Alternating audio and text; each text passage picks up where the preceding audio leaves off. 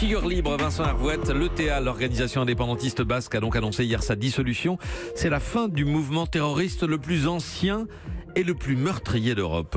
Oui, c'est une vieille et sanglante histoire. Elle a commencé il y a 60 ans. Elle a fait plus de 800 morts, des milliers de blessés et davantage encore de veuves, d'orphelins, de gens traumatisés, juste de l'autre côté des Pyrénées.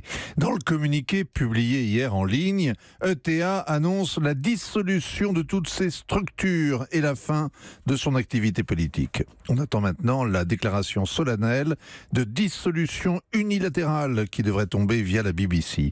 Ce ne sont pas des terroristes pressés comme des kamikazes. L'ETA n'en finit pas de finir. Une agonie interminable et un discours assez minable. Pourquoi minable ? Ce ne sont pas 50 enragés en cavale et 300 détenus qui décident de jeter l'éponge.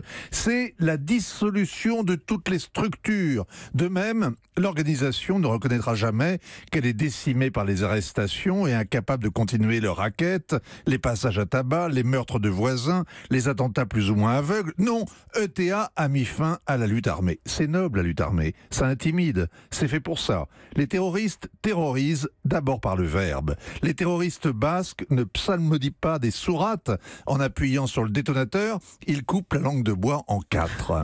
Il y a 15 jours, ils ont demandé pardon à leurs victimes. Il y a des demandes de pardon qui sont encore une façon de se trouver des excuses et même d'accuser l'autre, l'État espagnol en l'occurrence, de se victimiser, d'insinuer qu'on a peut-être eu tort mais qu'on avait raison d'avoir tort. Leur prêchi-prêcha renvoie dos à dos victimes et bourreaux. Et comme Tartuffe a lu Marx, le pathos de l'organisation socialiste révolutionnaire de libération nationale est plus bourratif qu'un gâteau basque. Oh. On lit ça et on se dit que le pire dans la guerre civile, c'est après, quand l'assassin anonyme reprend sa vie ordinaire sur le palier et qu'il faut l'accepter. Pourtant, il y a une phrase qui sonne juste.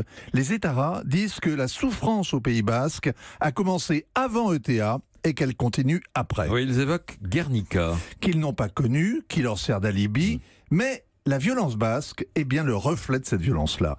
Pour les étarras et pour l'extrême gauche, avec le franquisme, un camp avait gagné, mais la guerre civile continuait. Elle ne s'est pas terminée à la mort de Franco, ni même le jour où Juan Carlos a liquidé le franquisme en s'opposant aux putschistes qui tenaient les députés en otage. L'Espagne est devenue une démocratie, avec l'alternance qui a amené les socialistes au pouvoir, puis les a rejetés quand ils ont été bien corrompus, idem d'ailleurs ensuite avec la droite. Les furieux basques, eux, continuaient la vendetta, comme en 1936. Hier, avec ce communiqué en poulet, la guerre d'Espagne s'est enfin terminée. Pour les Basques, pour les Catalans, c'est une autre histoire. Ouais, Vincent Hervouette. Hélène ? Mais qu'ont-ils gagné, ces Basques, Vincent, à faire durer cette guerre d'Espagne jusqu'à hier ?